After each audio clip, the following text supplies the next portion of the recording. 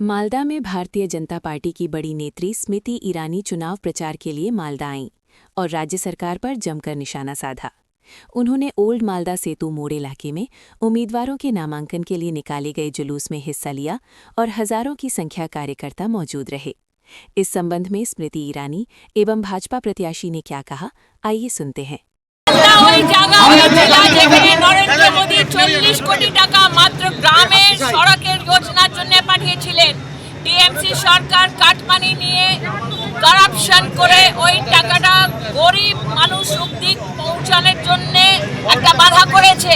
মালদা ওই জেলা যেখানে 1 লাখ পরিবারের জন্য প্রধানমন্ত্রীজি গরিব কল্যাণ অন্ন যোজনার ব্যবস্থা করেছিলেন, কিন্তু টিএমসি সরকার মালদার গরিব মানুষের জন্য ওই অন্ন যোজনাটা ভালো করে গ্রাউন্ড ইমপ্লিমেন্টেশন করলো না, ওটার মধ্যেও খারাপ ব্যবস্থা করেছে।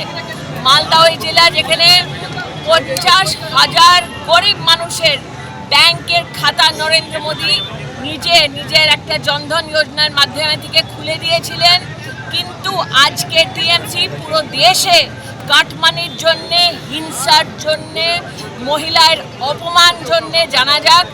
এই ইলেকশনে আমি হাত জোড় করে একটা পশ্চিম বাংলার মানুষকে জানাতে চাই, মা ধর্ষিতা হয়েছে, মানুষের হত্যা হয়েছে, মাটির সাথে যেই ব্যবহার টিএমসি করেছে, এই ইলেকশনে ওকে জবাব দেওয়ার জন্যে পরিবর্তন দরকার।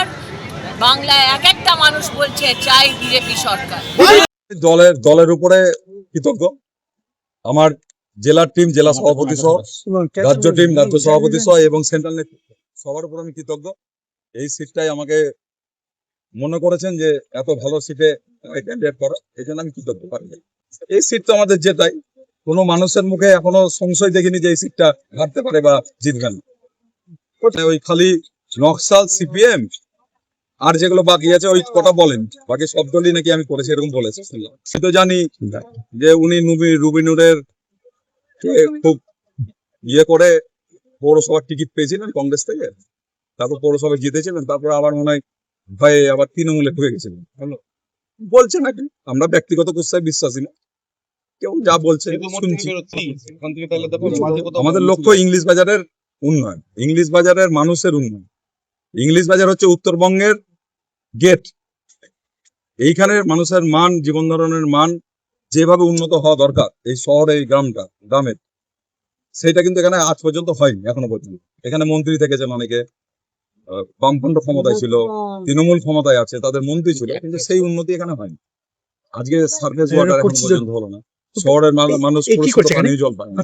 পিএইচির গ্রামে যে জল পৌঁছাবে ইংলিশ বাজার, সেই জলটা সঠিকভাবে রাস্তাঘাটে তথৈবচ অবস্থা। এখানে মিউনিসিপ্যালিটির ভাগান নাই, বৃষ্টিতে জল জমে যায়, মানুষের তো দুর্বিষহ হয়ে আছে। সমস্তটাই উন্নত করার লক্ষ্যেই আমরা এখানে দাঁড়িয়েছি। এখানে বিশেষত কৃতপক্ষ বিজেপি দেখছি, কারণ আগেরবার বিজেপি যা ভোট পেয়েছিল সেইটাকে ক্রস করতে হবে, ওটার লড়াই।